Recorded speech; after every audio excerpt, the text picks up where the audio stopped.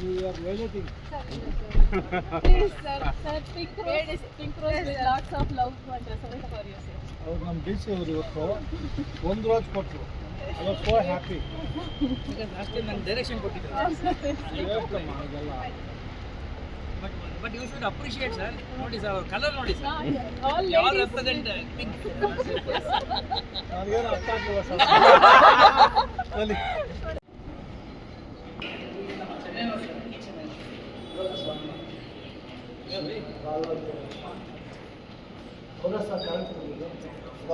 ಮತ್ತೆ ಯಾವ ಅರ್ಥ ಒಳ್ಳೆ ಕೆಲಸ ಮಾಡಿ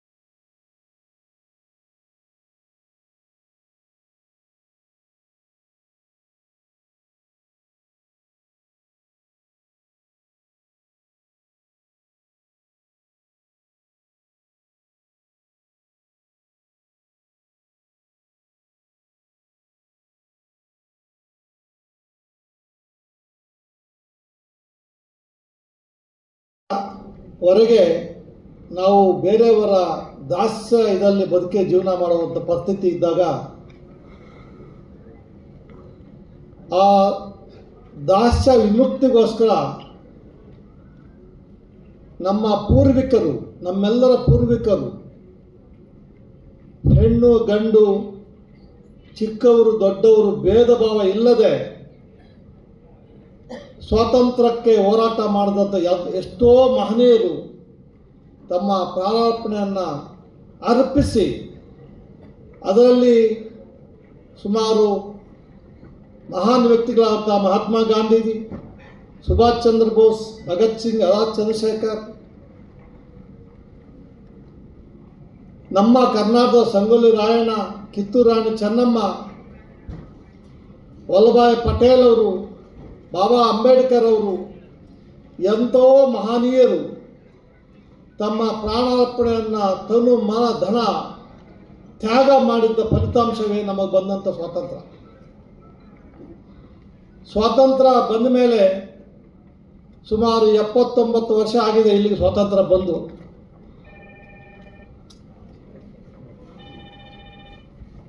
ಸ್ವಾತಂತ್ರ್ಯ ಬಂದ ಮೇಲೆ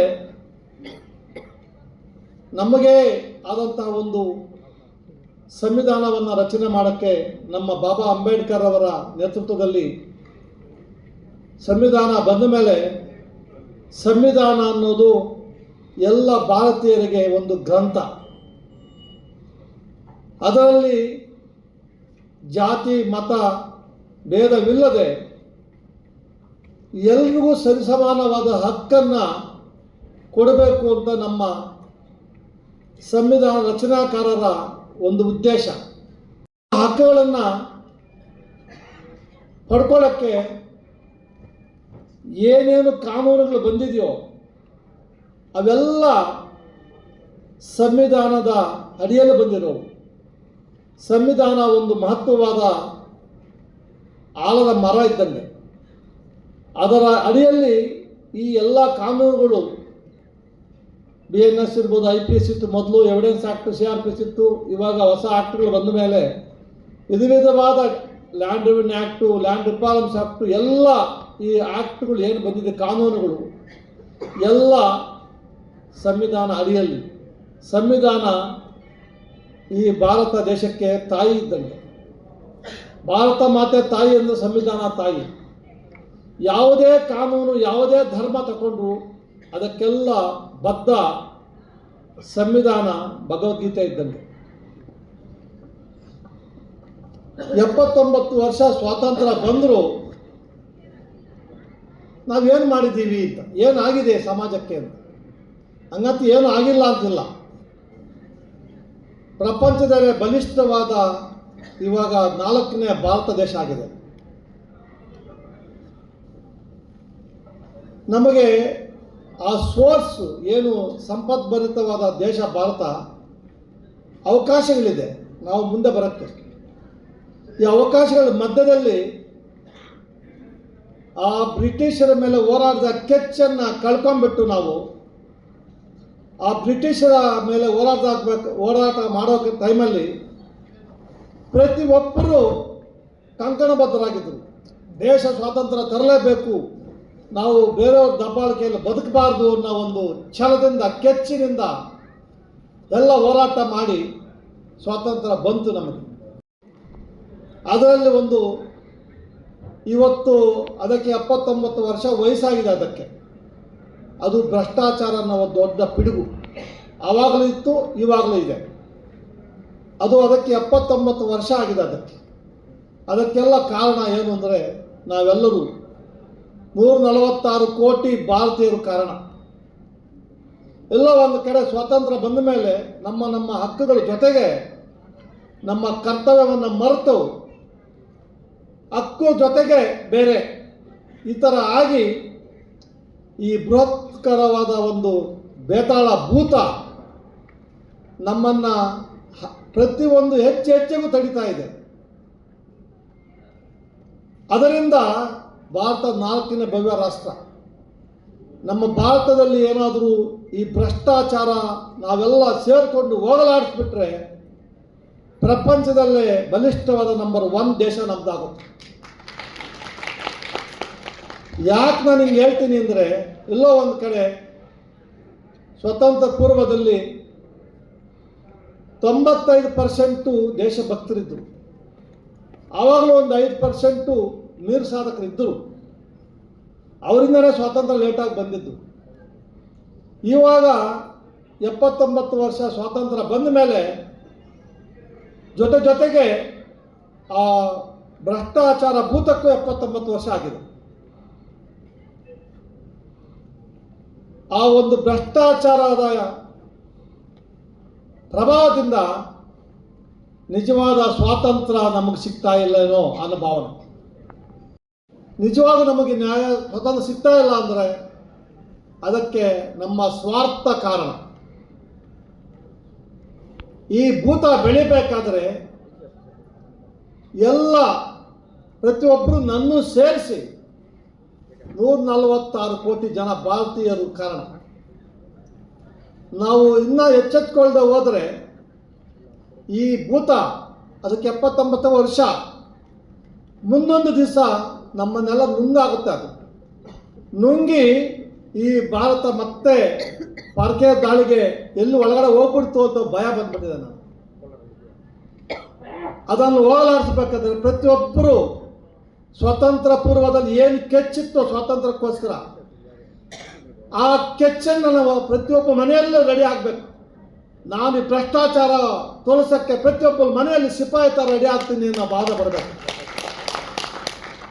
ಆ ಭ್ರಷ್ಟಾಚಾರ ಅನ್ನೋದು ಏನಾಗಿದೆ ಅಂದರೆ ಇವತ್ತು ಲೈಸೆನ್ಸ್, ಇವತ್ತು ಪೇಪರಲ್ಲಿ ನೋಡಿ 8 ಕಡೆ ಲೋಕಾಯುಕ್ತ ರೈಡ್ ಮಾಡಿದೆ. ಮಂಡ್ಯದಲ್ಲಿ ಒಬ್ಬರು, ನಾನು ಜೂನಲ್ಲಿ ಮಂಡ್ಯದಾಗ ಹೋದಾಗ ಅವ್ರ ಮೇಲೆ ಸುಮೋಟೋ ಕೇಸ್ ರಿಜಿಸ್ಟರ್ ಮಾಡಿದ್ದೆ. ಅವರು ಲೋಕಾಯುಕ್ತ ಅಂದರೆ ನಮ್ಮ SP ಅವ್ರಿಗೆ ನಾನು ಫೋನ್ ಮಾಡಿ ವಿಶ್ ಮಾಡಿದೆ, ಅವ್ರಿಗೆ ಒಳ್ಳೆ ಕೆಲಸ ಮಾಡಿದ್ಯಪ್ಪ ಅಂತ. ಅದು ಅಲ್ಲಿಗೆ ಪ್ರಾರಂಭ ನಿಂತ್ಕೋಬಾರ್ದು. ನಾನು ನಮ್ಮ ಆಂಟೋನಿಯವ್ರಿಗೆ ಹೇಳಿದ್ದೀನಿ, ನಮ್ಮ ಲೋಕಾಯುಕ್ತ SP, ನಮ್ಮ ಜಿಲ್ಲೆಯಲ್ಲಿ ಎಲ್ಲ ತಾಲೂಕು ಸ್ವಲ್ಪ ಆ ಥರ ಪ್ರಾಣಿಗಳಿದೆ, ಕೆಟ್ಟ ಪ್ರಾಣಿಗಳಿದೆ, ಅದನ್ನು ಸದೆ ಬೆಳಿಬೇಕು ಅಂದರೆ ನಾನು ಫುಲ್ ಶಕ್ತಿ ನಿಮಗೆ ಕೊಡ್ತೀನಿ, ನೀವು ರೆಡಿಯಾಗಿ. ನಾವು ಇಡೀ ಕರ್ನಾಟಕ ಸುತ್ತಾ ಇದ್ದೀವಿ. ಎಲ್ಲಿ ಹೋದರೂ ನನಗೆಲ್ಲೋ ಒಂದು ಕಡೆ ನೋವಿದೆ. ಇದು ನನ್ನ ಕೋಲಾರ ಭೂಮಿ, ನಮ್ಮ ಕರ್ಮಭೂಮಿ. ಇದನ್ನೇ ಸರಿ ಮಾಡದೇ ಇದ್ದರೆ ನಾನು ಬೇರೆ ಕಡೆ ಏನು ಸರಿ ಮಾಡಬೇಕು ಅಂತ. ಅದಕ್ಕೆ ನಿರ್ದಾಕ್ಷಿಣ್ಯವಾಗಿ ಈ ಭ್ರಷ್ಟಾಚಾರಕ್ಕೆ ನಾವೆಲ್ಲರೂ ಕಾರಣ.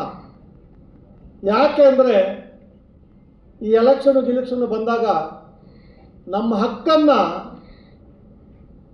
ನಮಗೆ ಒಳ್ಳೆಯವ್ರನ್ನ ಸೆಲೆಕ್ಟ್ ಮಾಡಿ ಅನ್ನೋ ಒಂದು ಹಕ್ಕು ಕೊಟ್ಟಿದ್ದಾರೆ ಸಂವಿಧಾನದಲ್ಲಿ, ರೆಪ್ರೆಸೆಂಟ್ ಪೀಪಲ್ಸ್ ಆ್ಯಕ್ಟಲ್ಲಿ. ನಮ್ಮ ಹಕ್ಕನ್ನು ಬೇರೆಯವರು ಮಾರಿಬಿಟ್ಟು ಆ ಬ್ರಿಟಿಷರ ಕೆಳಗಡೆ ಇತ್ತಲ್ಲ ನಮ್ಮ ಆ ಏನು ಸ್ಲೇವರಿ ಬುದ್ಧಿ ಇನ್ನೂ ಹೋಗಿಲ್ಲ ನಮಗೆ. ಅವ್ರು ಕೊಡೋ ಎಂಜಿನ ಕಾಸಿಗೆ ಆಸೆ ಪಟ್ಟು ನಮ್ಮ ಮತವನ್ನು ನಾವು ಮಾರ್ತಾ ಇದ್ದೀವಿ. ಆ ಮಾರ್ತಾ ಇರೋದ್ರಿಂದ ನಮಗೆ ಒಳ್ಳೆ ರೆಪ್ರೆಸೆಂಟೇಟಿವ್ ಬರ್ತಾ ಇಲ್ಲ. ತಾಲೂಕು ಗ್ರಾಮ ಪಂಚಾಯತಿ ಇರಲಿ, ಪಂಚಾಯತಿ ಮೆಂಬರ್ ಇರಲಿ, ಜಿಲ್ಲಾ ಪಂಚಾಯತಿ ಇರಲಿ, MLA ಇರಲಿ, ಒಳ್ಳೆಯವರು ಬರೋಕ್ಕೆ ಸಾಧ್ಯ ಆಗ್ತಾ ಇಲ್ಲ.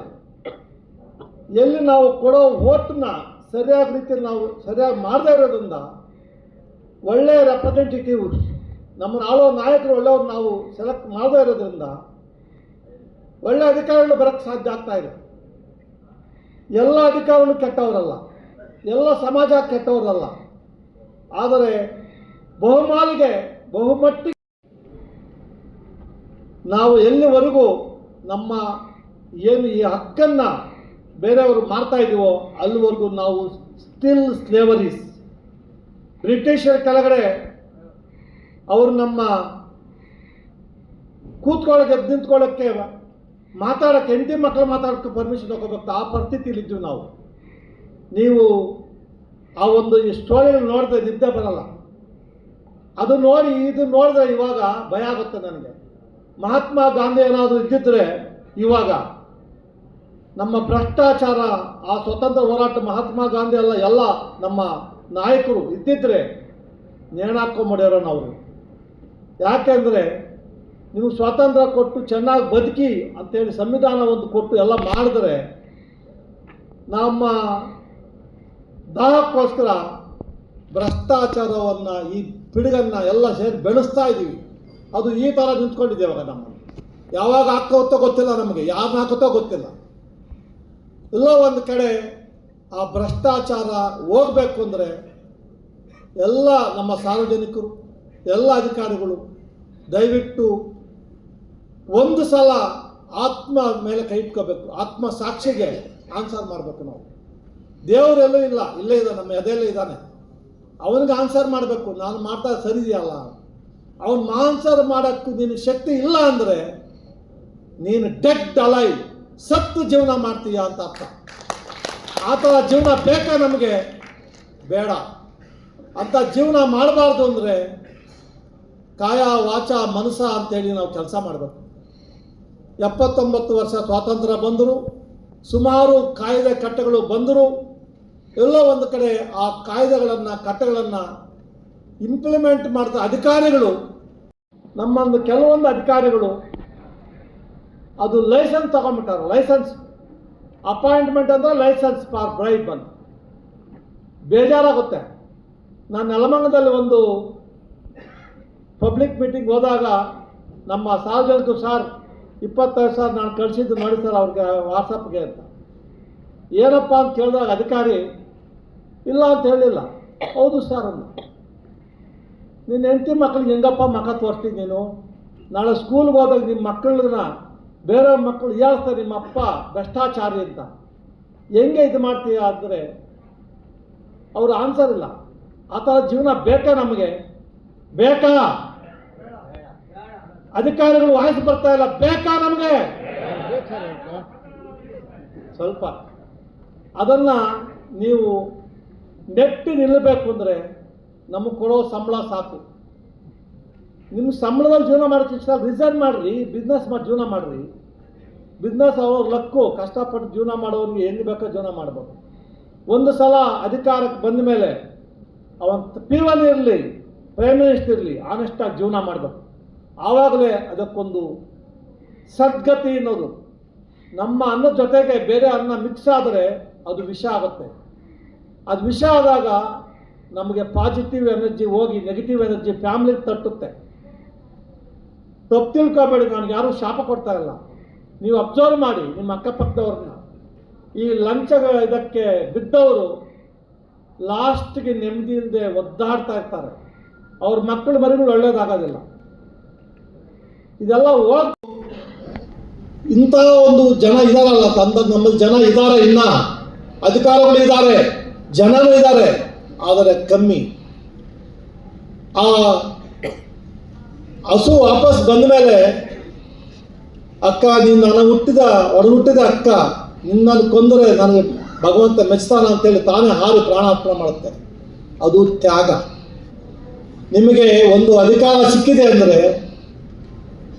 ವಸೂಲಿ ಮಾಡೋಕ್ಕಲ್ಲ, ಜನಸೇವೆ ಮಾಡೋಕ್ಕೆ ತ್ಯಾಗ, ಬಲಿದಾನ. ಅದಾದರೆ ಮಾತ್ರ ನಿಮ್ಮ 4-5 ಜನರೇಷನು ಇಂಥ ಅಧಿಕಾರಿ, ನಿಮ್ಮ ಪಿವನ್ ಇರಲಿ, ತಹಸೀಲ್ದಾರ್ ಇರಲಿ, ಪ್ರೈಮ್ ಮಿನಿಸ್ಟರ್ ಯಾರೇ ಇರಲಿ, ಇಂಥ ಅಧಿಕಾರಿ ಇದ್ದ ಅಂದರೆ ನಿಮ್ಮ ಜನರೇಷನ್ 5 ಜನರೇಷನ್ನು ನಿಮ್ಮ ಹೆಸರು ಜೀವನ ಮಾಡ್ಕೊಂಡು ಹೋಗ್ಬಿಡುತ್ತೆ. ನೀವು ಕರಪ್ಟ್ ಆಫೀಸರ್ ಅಂದರೆ ಇಲ್ಲಿಗೆ ನಿಮ್ಮ ಜನರೇಷನ್ ಇಲ್ಲಿಗೆ ಸ್ಟಾಪ್ ಆಗುತ್ತೆ. ಅದು ಬೇಕಾ ನಮಗೆ? ಜೊತೆಗೆ ಎಲ್ಲ ಸಮಾಜನೂ ಒಳ್ಳೆಯದಲ್ಲ. ನಮ್ಮಲ್ಲಿ ಏನಾಗಿದೆ, ಕೆಲವು ಸಂಘಗಳು ಉಟ್ಕೊಂಡ್ಬಿಟ್ಟೇವೆ. ದೇಶ ಸೇವೆ ಮಾಡೋಕ್ಕೆ ಉಟ್ಕೊಂಡ್ರೆ ಸಂತೋಷ ಪಡ್ತೀನಿ ನಾನು. ಸ್ವಸೇವಾ, ರೈಟ್ ಟು ಇನ್ಫಾರ್ಮೇಷನ್ ಆಕ್ಟಿವಿಸ್ಟ್ ಜಾಸ್ತಿ ಆಗ್ಬಿಟ್ಟವ್ರು. ಅವರು ಆಫೀಸರ್, ಒಳ್ಳೆ ಆಫೀಸರ್ ಹೋಗೋದು, ಅದು ಒಂದು ಕೊಡೋದು. ಇದೇ ಡಿಸ್ಟಿಕಲ್ಲಿ ನಾನು ನೋಡಿದೆ, ತಹಸೀಲ್ದಾರ್ ಯಾರಾದ್ರೂ ನಿಮಗೇನಾಗಬೇಕು, ನೀನು ಯಾರು ಮದುವೆ ಆಗಿದೆಯಾ, ಅವನ ಜಾತಿ ಯಾವುದು, ಇದು ಯಾರಿಗೆ ಬೇಕು ಇವ್ರಿಗೆ? ಪರ್ಸ್ನಲ್ ಇನ್ಫಾರ್ಮೇಷನ್ ಕೇಳೋಕ್ಕೆ ಬರೋದಿಲ್ಲ. ಆ ಥರ ಆಕ್ಟಿವಿಸ್ಟ್ಗಳು, ಕೆಲವು ರಿಟೈರ್ಡ್ ಎಂಪ್ಲಾಯೀಸು ಬರೀ ಇದೇ ಕೆಲಸ, ಆನೆಸ್ಟ್ ಆಗೋ ಆಫೀಸರ್ನ ಎದುರಿಸಿ ಅವ್ರಿಗೆ ತೊಂದರೆ ಕೊಟ್ಟು ಅವರೆಲ್ಲೋ ಒಂದು ಕಡೆ ಹೆದರ್ಕೊಂಡು ಮಾಡಬಾರ್ದಲ್ಲ ಮಾಡಕ್ಕೆ ಹೋಗ್ತಾರೆ. ನಾನು ಅಧಿಕಾರಿ ಹೇಳೋದು, ಇಫ್ ಯು ಆರ್ ಆನೆಸ್ಟ್, ನೀವು ಡಿಸಾನೆಸ್ಟ್ ಇದ್ದರೆ ಅಂಥವ್ರಿಗೆ ಅನುಕೂಲ ಆಗುತ್ತೆ. ಆರ್ ಟಿ ಆಕ್ಟಿವಿಸ್ಟ್ಗಳು ಬಂದು ನಿಮ್ದು ಯಾವುದೋ ಒಂದು ವೀಕ್ನೆಸ್ ಇಟ್ಕೊಂಡು ನೋಡಿ ಇದೆ ಕೊಡ್ತೀಯಾ ಇಲ್ಲ ಹಾಕ್ಲಾ ಅಂದಾಗ ನೀವು ಕೊಡೋದು. ಅವ್ರು ರೂಢಿ ಮಾಡ್ಕೊಂಡ್ಬಿಡ್ತಾರೆ. ಡಿಗ್ರಿ ಮಾಡಿರ್ತಾರೆ, SLC ಆಗಿರುತ್ತೆ, ವೃತ್ತಿ ಏನು ಅಂದರೆ ಬರೀ activist. There are good right activist ಇದ್ದಾರೆ, ಒಳ್ಳೆ ಸಮಾಜ ಸೇವಕರು ಇದ್ದಾರೆ. ನಾನು ಮೊನ್ನೆ ಬೆಂಗಳೂರಲ್ಲಿ ಒಂದು ಈ ಪಂಚಾಯತ್ ಇದರಲ್ಲಿಲ್ಲ ಆಡಿಟ್ ಅಬ್ಜೆಕ್ಷನ್ ದುಡ್ಡು ಕಲೆಕ್ಟ್ ಮಾಡೋದಲ್ಲ, ಒಬ್ಬ ರೈತ, ಅವರು ಸಮಾಜ ಸೋಷಿಯಲ್ ವರ್ಕರ್, ಸುಮಾರು 400 ಜನ ಹಿಂಗೆ ಆಫೀಸರ್ಸ್ ಎಲ್ಲ ಬಂದು ಒಬ್ಬ ಸಮಾಜ ಸೇವಕರಿಂದ 30 ಕೋಟಿ ಗೌರ್ಮೆಂಟ್ ದುಡ್ಡು ಬಂತು. ಅಂಥವ್ರು ಒಳ್ಳೆಯವ್ರು ಇದ್ದಾರೆ, ಅಂಥವ್ರು ನಾನು ಸಪೋರ್ಟ್ ಮಾಡ್ತೀನಿ ಸರ್, ನಿಮ್ಮ ಜೊತೆಗೆ ನಾನು ನಿಂತ್ಕೊತೀನಿ. ಭ್ರಷ್ಟ ಅಧಿಕಾರಿಗಳನ್ನು ನಿರ್ಮಾಣ ಮಾಡ್ತೀವಿ, ನೀವು ಬಂದು ನಿಮ್ಮ ಜೊತೆಗೆ ನಾನು ಇರ್ತೀನಿ. ಆ ಭ್ರಷ್ಟರನ್ನ ನಿರ್ನಾಮ ಮಾಡ್ತೀವಿ ಅಂತೇಳಿ ನೀವು ದುಡ್ಡು ಮಾಡೋಕ್ಕೆ ಹೋದರೆ ನಾನು ನಿಮಗೆ ಅಗೇನ್ಸ್ಟ್ ಯಾರು ಕೇರೆ ಮಾಡೋದು. ಹಂಗೆ ನಮ್ಮ ಅಧಿಕಾರಿಗಳೆಲ್ಲರೂ ಕೆಟ್ಟವರಲ್ಲ, ಒಳ್ಳೆಯವರು ಇದ್ದಾರೆ. ನಾನು ಹೇಳ್ತಾ ಇರ್ತೀನಿ, ಒಳ್ಳೆ ಅಧಿಕಾರಿ ಅಂದರೆ ನಿಮ್ಮ ಕಾಲು ಟಚ್ ಮಾಡಿಬಿಟ್ಟು ನಾನು ನಮಸ್ಕಾರ ಮಾಡ್ತೀನಿ. ನೀವು ಕೆಟ್ಟ ಅಧಿಕಾರಿ ಅಂದರೆ ಕಾನೂನು ಪ್ರಕಾರ ಇಲ್ಲಿಗೆ ಸಾಧ್ಯ ಆಗುತ್ತೋ ಅಲ್ಲಿವರೆಗೂ ಕತ್ತು, ನಮ್ಮ ಲೋಕಾಯುಕ್ತ ಕಾಯ್ದೆ ಪ್ರಕಾರ ಎಲ್ಲಿವರೆಗೂ ಸಾಧ್ಯ ಅಲ್ಲಿವರೆಗೂ ಮಾಡ್ತೀನಿ. ಎಲ್ಲೋ ಒಂದು ಕಡೆ ನೋವಿನಿಂದ ಹೇಳ್ತೀನಿ, 79 ವರ್ಷ ಬಂದರು ಎಲ್ಲ ಈ ಪಂಚಾಯತಿಗಳಲ್ಲಿ ಹೋಗ್ತೀನಿ ನಾನು. ಅಲ್ಲಿ ವಿಧವಾದ ಸ್ಕೀಮ್ಗಳು, ಎಲ್ಲ ಶ್ರೀಮಂತರು ಉಳ್ಳವರಿಗೆ ಸ್ಕೀಮ್ 57,000 ಕೊಡ್ತಾರೆ. ನಾನು ನಮ್ಮ CEO ಅವ್ರಿಗೆ ಹೇಳಿದೆ, ಅದೇನು ಸ್ವಲ್ಪ ಚೆಕ್ ಮಾಡಿ ಸರ್, ಅದು ಕೊಡೋ ಉದ್ದೇಶ ಶಕ್ತಿ ಇಲ್ದವ್ರು, ಹಸು ಮತ್ತು ಏನೋ ಮೇಕೆ ಕುರಿ ಕಟ್ಕೊತಾನೆ, ಅವನಿಗೊಂದು ಶಕ್ತಿ ಕೊಡೋಕ್ಕೆ ಸ್ಕೀಮ್ಗಳು ಮಾಡಿರೋದು. ಏನೇನು ಸ್ಕೀಮ್ಗಳಿದೆಯೋ ಅದೆಲ್ಲ ಬಡವರಿಗೋಸ್ಕರ. ಶ್ರೀಮಂತರ ಮಕ್ಕಳು ಅಧಿಕಾರಿಗಳು ಸಂಬಂಧಗಳು ಮಾಡಿಕೊಂಡ್ರೆ ಎಲ್ಲಿ ನಾವು ಸಂವಿಧಾನಕ್ಕೆ ಬೆಲೆ ಕೊಡ್ತಾ ಇದ್ದೀವಿ? ಅದು ನಮ್ಮ ಕರ್ತವ್ಯನ? ನಾವು ಅನುಚ್ಛೇದ 14 ಎಲ್ಲರೂ ಕಾನೂನು ಸರಿಸಮಾನರು ಅಂತ ಇದೆ, 21 ಎಲ್ಲರೂ ಗೌರವದಿಂದ ಬದುಕಬೇಕು ಅಂತಿದೆ, ಜೊತೆಗೆ ವಾಕ್ ಸ್ವಾತಂತ್ರ್ಯ ಇದೆ ನಮ್ಮ ಪತ್ರಿಕಾದವ್ರಿಗೆ, ಆದರೆ ಪ್ರವೈಸೋ ಇದೆ. ವಾಕ್ ಸ್ವಾತಂತ್ರ್ಯ ಅಂತೇಳಿ ಏನೇನೋ ಬರೆಯೋಕ್ಕಾಗೋದಿಲ್ಲ, ಕಾನೂನು ಬಿಟ್ಟು ಬರೆಯೋಂಗಿಲ್ಲ, ಒಬ್ಬರು ತೇಜವಾಜ ಮಾಡೋಕ್ಕೆ ಬರೆಯೋಂಗಿಲ್ಲ, ಏನೇ ಮಾಡೋದು ಅದಕ್ಕೆ ಆಧಾರ ಬೇಕು. ಅದೇ ಜೊತೆ ಹಕ್ಕುಗಳ ಜೊತೆಗೆ ನಮ್ಮ ಕರ್ತವ್ಯ, ಪ್ರತಿಯೊಬ್ಬ ಭಾರತೀಯನ ಕರ್ತವ್ಯ ಇದೆ. ಅನುಚ್ಛೇದ 51A, ನೀವು ಹೆಂಗೆ ಬದುಕಬೇಕು, ಹೆಂಗೆ ಬಾಳಬೇಕು ಅನ್ನೋ ಕರ್ತವ್ಯ ಇದೆ. ಎಲ್ಲೋ ಒಂದು ಕಡೆ ನಾವೆಲ್ಲರೂ ನಮ್ಮ ಕರ್ತವ್ಯಗಳನ್ನು ಮರೆತು, ಸಂವಿಧಾನದ ಅಡಿಯಲ್ಲಿ ಕರ್ತವ್ಯ ಏನಿದೆ ಅದನ್ನು ಮರೆತು ಬರೀ ಹಕ್ಕುಗಳಿಗೆ ಹೋರಾಟ, ಇದು ಮಾಡಬೇಕು, ಅದು ಮಾಡಬೇಕು ಮಾಡೋಣ. ಕಾನೂನುಬದ್ಧವಾಗಿದ್ದರೆ ಮಾಡೋಣ, ಕಾನೂನು ವಿರುದ್ಧ ಇದ್ದರೆ ಮಾಡೋಕ್ಕಾಗ್ತಾ ಇಲ್ಲ. ನಮ್ಮಲ್ಲಿ ಕಂಪ್ಲೇಂಟ್ಸ್ ಬರ್ತವೆ, ಸರ್ ಒತ್ತುವರಿ ಮಾಡಿದ್ದಾರೆ ಸರ್ ಇವರು, ನಮ್ಮ ಜಾಗ ಅಲ್ಲಿ ಪಂಚಾಯತ್ ಜಾಗ ತೆಗೀರಿ ಅಂತ. ನಾವು ನೋಟಿಸ್ ಕೊಟ್ಟು ಬಂದಾಗ ನಮ್ಮ ಅಧಿಕಾರಿಗಳು ಬರ್ತಾರೆ, ಸರ್ ಇವಂದು ಒತ್ತುವರಿ ಇದೆ ಸರ್, ಫಸ್ಟ್ ಇವಂದು ಹೊಡೀರಿ ಇದ್ದೀನಿ ನಾನು, ಇವಂದು ಹೊಡೀರಿ ಫಸ್ಟ್ ಒತ್ತುವರಿ, ಆಮೇಲೆ ಅದು ತೆಗೀರಿ. ಎಲ್ಲ ಒಂದು ಕಡೆ ನಾನು ಅವ್ರ ಸ್ವಾರ್ಥಕ್ಕೋಸ್ಕರ ನಿಮ್ಮನ್ನು ಎದುರಿಸಕ್ಕೆ ಬಂದರೆ ಎದುರ್ಕೋಬೇಡಿ, ನಾನಿದ್ದೀನಿ ನಿಮ್ಮ ಜೊತೆಗೆ. ಕಾನೂನಲ್ಲಿ ನಮ್ಮ ಲೋಕಾಯುಕ್ತ ಕಾಯ್ದೆಯಲ್ಲಿ ಕಲಂ 13ರಲ್ಲಿ ಅಧಿಕಾರ ನೆಟ್ಟಗೆ ಕೆಲಸ ಮಾಡದೇ ಇದ್ದರೆ we can declare unfit to continue in the post ಅಂತ ಡಿಕ್ಲೇರ್ ಮಾಡಿ ಗೌರ್ಮೆಂಟ್ ಕಳಿಸಿದ್ರೆ 3 ತಿಂಗಳಲ್ಲಿ ಅವ್ರು ಏನು ಮಾಡದೇ ಇದ್ದರೆ ನಿಮ್ಮ ಜಾಬ್ ಹೋಗುತ್ತೆ. ಅದೇ ರೀತಿ ನಾವು ಟೈಮ್ ಹೇಳ್ತಾ ಇರ್ತೀವಿ, ನಮ್ಮ ರೂಪ ಅವಾಗ ಎಕ್ಸ್ಕ್ಯೂಸ್ ಮಾಡ್ತಾರೆ, ಏನೋ KDP ಮೀಟಿಂಗ್ ಇತ್ತು ಅಂತ, ನಮ್ಮ ನಯನಾನು ಹಂಗೆ ಮಾಡ್ತಾರೆ. ನಾನು ಹೇಳ್ತಾ ಇದ್ದೆ, ಅದಕ್ಕೆ ನೀವು ಯಾವಾಗಲೂ ಬರೋದು ಬೇಡ ಅಂತೇಳಿ, ಯಾವಾಗಲೂ ತಿಂಗಳಿಗೆ 1 ದಿವಸ 2 ತಿಂಗಳು 1 ದಿವಸ ಎಲ್ಲ ಕೆಲಸ 1 ದಿವಸ ಹಾಕಿದೆ ಅವ್ರದ್ದು, ಅವರೆಲ್ಲ ಕೆಲಸ ಮಾಡಲಿ ಅಲ್ಲಿ ಅಂತ ನೆಪ ಮಾಡಿ ತಪ್ಪಿಸ್ಕೊಂಡ್ರೆ ಅಧಿಕಾರಿಗಳು ಸೆಕ್ಷನ್ 17A ನಾವು ನಿಮ್ಮ ಮೇಲೆ ಆಕ್ಷನ್ ತಗೋಬೋದು. You are insulting Lokayukta, disrespecting Lokayukta ಅಂತ ಅದ್ರ ಮೇಲೆ ನಾವು ಆಕ್ಷನ್ ತಗೋಬೋದು. ಅದೇ ರೀತಿ ಅಧಿಕಾರಿಗಳು ನಾವು ಹಿಂಗೆ ಬಂದಾಗ ಮಾಡ್ತೀವಿ ಅಂತೇಳಿ ಅಂಡರ್ಟೇಕಿಂಗ್ ಕೊಟ್ಟು ಮಾಡದೇ ಇದ್ದರೆ ಸೆಕ್ಷನ್ 17A ಕಂಟೆಂಪ್ಟು 6 ತಿಂಗಳವರೆಗೆ ಜೈಲಿಗೆ ಕಳಿಸ್ಬೋದು ನಾವು. ಈ ಜೊತೆಗೆ ಸುಳ್ಳು ಕೇಸುಗಳು ಹಾಕ್ತಾರಲ್ಲ ನಮ್ಮ ಸಾರ್ವಜನಿಕ ಬಂಧುಗಳು, ಎಲ್ಲರೂ ಸುಳ್ಳು ಹಾಕಲ್ಲ, ಕೆಲವರು ಒಂದಷ್ಟು ಜನ ಇದ್ದಾರೆ. ನಮ್ಮಲ್ಲಿ 25,000 ಕೇಸಿದೆ, 7-8 ಸಾವಿರ ಸುಳ್ಳು ಕೇಸುಗಳೇ ಇದೆ. ಅಂಥವ್ರಿಗೆ ನಾನು ನಿಮ್ಮ ಮುಖಾಂತರ ಹೇಳೋದು ಏನಂದರೆ, ಸುಳ್ಳು ಕೇಸ್ ಹಾಕಿದರೆ ಮಿನಿಮಮ್ 6 ತಿಂಗಳಿಂದ 3 ವರ್ಷ ಜೈಲು, 5,000 ರೂಪಾಯಿ ಫೈನು. ನಾನು ಬಿಡೋದಿಲ್ಲ, ಸುಳ್ಳು ಕೇಸ್ ಹಾಕಿದರೆ ಬಿಡೋದಿಲ್ಲ. ಈ ಸುಳ್ಳು ಕೇಸಿಂದ ಏನಾಗ್ತಾಯಿದೆ, ಜೆನ್ಯೂನ್ ಕೇಸ್ ತೊಂದರೆ ಆಗ್ತಾಯಿದೆ, ಕೋರ್ಟ್ಗಳಲ್ಲೂ ತೊಂದರೆ ಆಗ್ತಾಯಿದೆ. 30 ವರ್ಷ ಸುಪ್ರೀಂ ಕೋರ್ಟ್ ಕೇಸ್ಗಳು ಪೆಂಡಿಂಗ್ ಇದೆ, ನಮ್ಮಲ್ಲಿ 15-16 ಪೆಂಡಿಂಗ್ ಇದೆ. ನನಗೆ ನೋವಾಗುತ್ತೆ 15-16 ನೋಡಿದ್ರೆ. ನೀವೆಲ್ಲ ಕೋಆಪ್ರೇಟ್ ಮಾಡಿದ್ರೆ, ಅಧಿಕಾರ ಕೋಆಪ್ರೇಟ್ ಮಾಡಿದ್ರೆ 1 ವರ್ಷ ಸಾಕು, ಅವ್ರು ಸಾಲ್ವ್. ಕೆಲವೊಂದು ಕಂಪ್ಲೇಂಟ್ ಬರ್ತವೆ, ಕಂಪ್ಲೇಂಟ್ ಕೊಟ್ಬಿಡ್ತಾರೆ, ನಾವು ಆಫೀಸಿಗೆ ಕಳಿಸ್ತೀವಿ, ಅವ್ರು ಅಬ್ಜೆಕ್ಷನ್ ಹಾಕ್ತಾರೆ, ಮತ್ತು ಪ್ರತ್ಯುತ್ತರ ಹಾಕಪ್ಪ ಅಂತ ಹೇಳಿ ಕಳಿಸಿದ್ರೆ ಅವ್ರ ಅಪ್ರಾನೇ ಬರೋಲ್ಲ. 2 ಸಲ 3 ಸಲ ನೋಟಿಸ್ ಕೊಡ್ತೀವಿ. ಅದಕ್ಕೆ ನಾನು ಬಂದ ಮೇಲೆ ಮಾಡಿದ್ದೀನಿ, 1 ಸಲ ನೋಟಿಸ್ ಜಾರಿ ಆದಮೇಲೆ ಬಂದಿಲ್ಲ, ಅದು ವಾರಂಟ್ ಇಶ್ಯೂ ಮಾಡ್ರೆ ಅಂತ. ಕೇಸ್ ಹಾಕಿದ ಮೇಲೆ ನೀವು ಫೈಟ್ ಮಾಡಬೇಕು. ತಪ್ಪಿಸ್ಕೊಂಡು ಹೋಗೋದು ತಪ್ಪು, ಅದು ಬ್ರಿಟಿಷರು ಕಳಿಸ್ಕೊಟ್ಟ ಒಂದು ವಿದ್ಯೆ ನಮಗೆ, ಯಾಮಾರಿಸೋದು. ಕೇಸ್ ಹಾಕಿದ್ಮೇಲೆ ಬರಬೇಕು, ಉದ್ದಕ್ಕೂ ಹೋರಾಟ ಮಾಡಬೇಕು. ಎಲ್ಲ ಒಂದು ಕಡೆ ಈ ಸಬ್ಸ್ಟ್ಯಾಂಡರ್ಡ್ ಬಿಲ್ಡಿಂಗ್ ಕಟ್ಟಿ ಸರಿ ಇಲ್ಲ ಸರ್, DC ಆಫೀಸ್ ಕೇಸ್ ಹಾಕ್ತಾರೆ. ನಾವು ಎನ್ಕ್ವೈರಿ ಮಾಡಿ 2 ಸಲ ಕರೆಸಿ ಚೆಕ್ ಮಾಡಿದ್ರೆ ಅವ್ರು ಥರ್ಡ್ ಕಮಿಟಿ ಇದೆಲ್ಲ ಮಾಡಿ ಎಲ್ಲ ಚೆನ್ನಾಗಿದೆ ಅಂತ ಬಂದರೆ ಇವನು ಬಾ ಅಂದ್ರೆ ಬರೋದಿಲ್ಲ, ಅಬ್ಜೆಕ್ಷನ್ ಹಾಕಲ್ಲ. ಅಂಥವ್ರು ನಾನು ಎಚ್ಚರಿಕೆ ಕೊಡ್ತಾ ಇದ್ದೀನಿ, ದಯವಿಟ್ಟು ಸುಳ್ಳು ಕೇಸ್ ಹಾಕಬೇಡಿ. ಜೆನ್ಯೂನ್ ಕೇಸ್ ನಾನು ಇದ್ದೀನಿ, ನೀವು ಸಹಕಾರ ಮಾಡಿದ್ರೆ ಬೇಗ ಮುಗಿದೋಗುತ್ತೆ, 6 ತಿಂಗಳಲ್ಲಿ ಮುಗಿದೋಗುತ್ತೆ, ನಿಮ್ಮ ನ್ಯಾಯ ಸಿಗುತ್ತೆ. ನೀವು ತಪ್ಪಿಸ್ಕೊಂಡು ತಿರ್ಗೋದು. ಆಮೇಲೆ ಟ್ರಾಪ್ ಕೇಸಲ್ಲಿ, DA ಕೇಸ್ಗಳಲ್ಲಿ ಎನ್ಕ್ವೈರಿಗೆ ಬರೋದೇ ಇಲ್ಲ, ಅದು ತಪ್ಪಿಸ್ಕೊಂಬಿಡೋದು. ಕೆಲವೊಂದು ಸಲ ನಮ್ಮ ಆಫೀಸರ್ ನಿಮ್ಮ ಅಡ್ಜಸ್ಟ್ ಮಾಡಿಬಿಡ್ತಾರೆ. ನೀವು ಅದು ಕೇಸ್ ವಾಪಸ್ ದುಡ್ಡು ಕೊಡ್ತೀವಿ, ಯಾವ್ದು ಕೇಳೋದು, ಅವನು ಗುಂಡಿಗೆ ಗಟ್ಟಿಗಿಲ್ಲ ಅಂತ ಕೊಟ್ಬಿಡ್ತಾನೆ. ಈ ಥರ ಎರಡೂ ಕಡೆ ಅಲ್ಲೂ ಮಿಸ್ಟೇಕ್ ಇದೆ, ಇಲ್ಲೂ ಮಿಸ್ಟೇಕ್ ಇದೆ. ದಯವಿಟ್ಟು ಆ ಥರ ಅವಕಾಶ ಕೊಡಬೇಡಿ.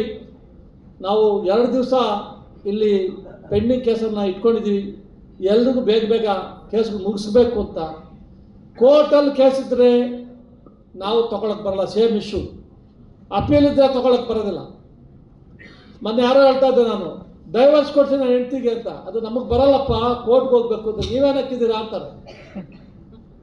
ಹೈಕೋರ್ಟ್ ಕೇಸ್ ಇದೆಯಪ್ಪ, ಅಲ್ಲ ನಡೆಸಬೇಕು ಅಂದರೆ ನಾವು ಹೈಕೋರ್ಟ್ ಲಾಯರ್ ಕೊಡೋಂಗಿಲ್ಲ ಸರ್, ನೀವೇನು ಹಾಕಿದ್ದೀರಿ, ನೀವೇ ಮಾಡಿ.